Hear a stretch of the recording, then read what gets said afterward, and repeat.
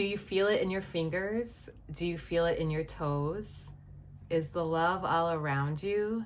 Does the feeling grow? These are lyrics from a song that is a love song, but I feel like it's a divine love song too. My name is Elizabeth Cermak. We're going to talk about divine love today. My name is Elizabeth Cermak. I'm a spiritual coach and psychotherapist here to talk about developing more inner peace. And today I wanted to read you something from a book that I got over the weekend called The Divine Romance by Paramahansa Yogananda. I got this at Half Price Books. You can see I tried to take the price tag off. But it's collected talks and essays on realizing God in daily life. I like to talk a lot about getting vertical and staying in the vertical realm. The vertical and the horizontal only intersect in the present moment. So this is a lot about being in the present moment and being connected with God, bringing God into the vertical. And this book is so good. Now, this is the author of Autobiography of a Yogi, that's a famous book, famous spiritual book. This was actually written by one of his followers who actually went to all of his lectures and wrote them down. Okay, so it's like a collection of essays and lectures. Really good. But there's something in here called Forget Past Errors and Concentrate on the Good. Concentrate on the true and the good that I want to read to you today because it is just so good. Like these words, I read this last night and they just flipped a switch for me. So I hope that it does the same thing for you. Let's talk a little bit about this idea of the divine romance. I talk on one of my videos about keeping our love vertical, keeping our love towards God. And it does get reflected back to us from man. When I say man, I mean man or woman, but we don't always know how that's going to be. So we want to keep our love vertical. And there's a reason for this. It's because it's a much, much deeper love. And he talks about this in this book. But have you ever listened to songs? I love songs from the 60s and 70s. I just feel like there's a song that I'm gonna read the lyrics to you today called Love Is All Around. Oh, it's so good. So these songs from the 60s and 70s, I mean, they were divine, right? I feel like they were divinely planted. I've heard people say, it wasn't Paul McCartney, it was somebody else who said he plucked this beautiful love song out of the air. I just had to look up who actually said that, and it says it was Robert Plant. I feel like I heard it from somebody else too, but this says it was Robert Plant from Led Zeppelin, Stairway to Heaven, and he says, this is what just a quick Google search said, is that Robert Plant, the lead singer of Led Zeppelin, was known for his unique and sometimes spontaneous songwriting style.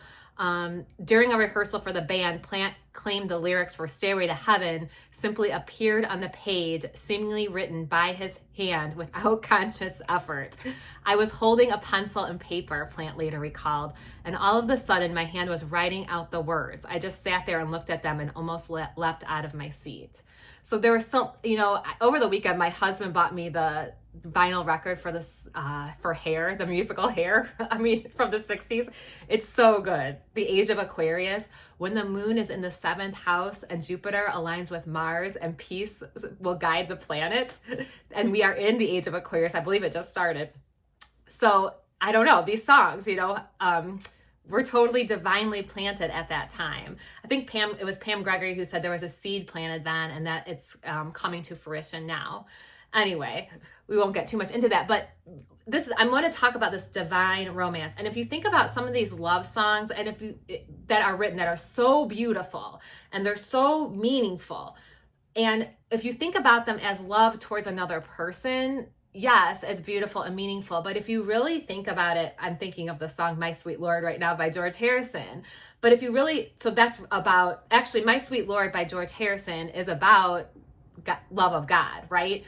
My sweet Lord, I really want to hear you, Lord. I really want to see you, but it takes so long, my Lord. That he's written that. That song is so deep, right? I just feel like that's one of the best songs ever.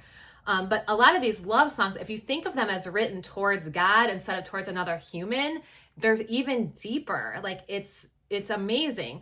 My husband played me this song over the weekend. I think it was 1968 the song was, and it's the Trogs, Love Is All Around. And just listen to the lyrics of this song. It made me cry.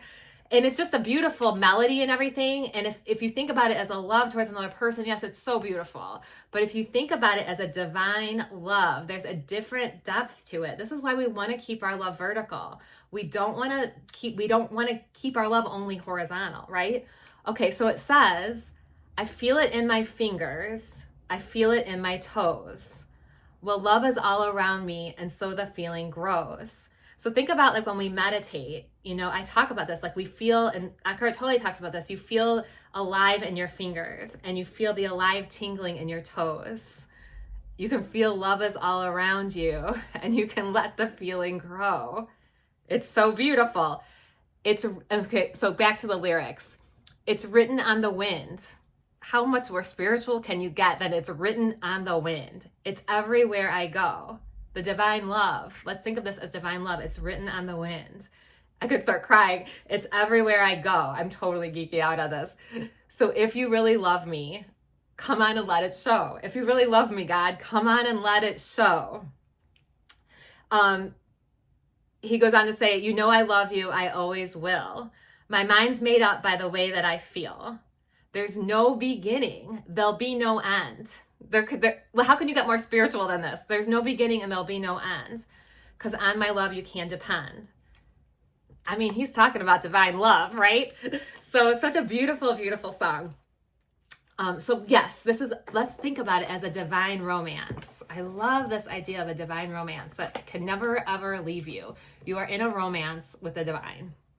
Okay, so so this is part of, obviously now we're moving to the book, The Divine Romance. This is volume 2, and this is on page 144, Forget Past Errors. So it says, avoid dwelling on all the wrong things you have done. This is like, I needed to hear this last night. I don't know, this past weekend, I was in this I got this nostalgia that came up. It was really strong and kind of hard to deal with. It was quite overwhelming.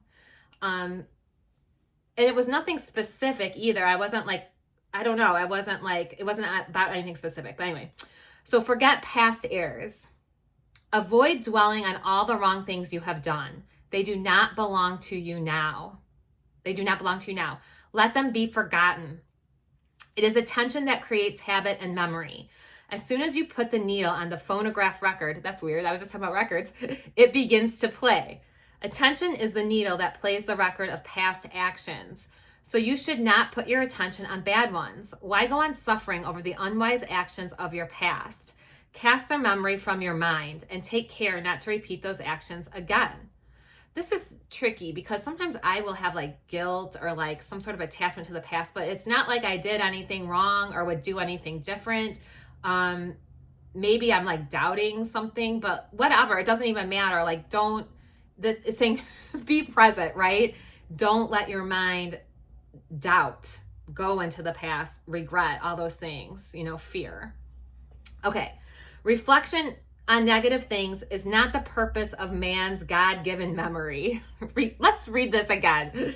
Reflection on negative things is not the purpose of man's God-given memory. Some people go on remembering all the suffering they passed through and how terrible the pain was from an operation that took place 20 years ago. It's kind of funny. Over and over again, they relive the consciousness of that sickness. Why repeat such experiences? To deliberately recall painful or evil experiences is a misuse of memory and a sin against your soul. I love this idea. It's a sin against your soul. Remember, a sin is just to miss the mark. We're missing the point of living if we do that. There's no point in that. We want our soul to breathe. Our soul needs room to expand. By nurturing unpleasant memories, you will carry them into the future, and this is not good for you. If you feel a deep resentment towards some person and every day you recall that feeling and retaliate by mentally striking him, it will take you incarnations to erase the remembrance of that hatred. To become the victim of a memory filled with ugly recollections is dangerous. Cultivate forgetfulness of past wrongs and vengeful feelings and encourage only the remembrance of good. Few people in this world try consciously to develop the potentials of mind, body, and soul. The rest are victims of circumstances of the past. A Course in Miracles says, I am not a victim of the world I see. The rest are victims of circumstances of the past. They plod on, pushed by past wrong habits, helplessly going down under their influence, remembering only, I am a nervous man. I am a nervous man. I am a nervous woman. Or I am a weakling. Or I am a sinner, and so on. Like, what's in your consciousness, from day to day? How you're feeling, people feel how you're feeling. Are you going around thinking, I am unhealed? I'm an anxious woman? Okay, it lies with each one of us to cut with the sword of wisdom the cords of our bondage or to remain bound. It lies with each one of us to cut with the sword of wisdom the cords of our bondage or to remain bound. It's like having Archangel Michael come and cut all those cords of fear that you have attached to other people and things. God has given everyone freedom to act as he will. Never impose your will on anyone else, but if you would persuade someone to do what you humbly believe to be best for him, influence him by love. When Mahatma Gandhi was in South Africa, he was stabbed and lay near death. The officials naturally wanted to prosecute his assailant, but Gandhi refused. No, he said, if I put him in prison, he will be a greater enemy. I will win him by love. When the attacker learned of Gandhi's forgiveness, he became his disciple. Ooh, that's good. Concentrate on the true and the good. I love this too. Nearly everyone is familiar with those three little monkey figures that depict the maxim, see no evil, hear no evil, speak no evil. I emphasize the positive approach. See that which is good. Hear that which is good. Speak that which is good. That's a good mantra. See that which is good. Hear that which is good. Speak that which is good. I'm going to put that out. I'm going to write that out and put it out. Let's say it one more time. I really like that. See that which is good. Hear that which is good. Speak that which is good. And smell, taste, and feel that which is good. Think that which is good. Love that which is good. Be enthroned in the castle of goodness, and your memories will be like beautiful flowers in a garden of noble dreams. If you continuously add to the good things you can remember, you will in time remember the greatest good which you have forgotten, and that is God. In the awakened memory of him lies the key to freedom. Use your memory to recall what you are, an immortal soul, and forget the evil memory of mortality. That is why self-realization teaches you to constantly remember the truth. You are spirit. Repeat. Every morning, repeat to yourself, I am not the body of flesh. I want to remember my real soul nature, invisible and formless spirits. In the daytime, your habits perpetuate the false memory of your limited physical being, but at night, the heavenly angel of sleep reminds you of your formless divine being. God gives you sleep in which you blissfully lose all consciousness of body and form to remind you that you are spirit and your nature is bliss. No wonder I slept so good last night. I slept unusually well last night. I haven't been sleeping well, as I said in my video previously, but this book jumped out at me in Half Price Books, and I just opened up to this page last night and it was just so good, right? Exactly what I needed to hear. So I wanted to share it with you. So I hope this was helpful to you today, and I hope that you remember to forget past errors and concentrate on the true and the good.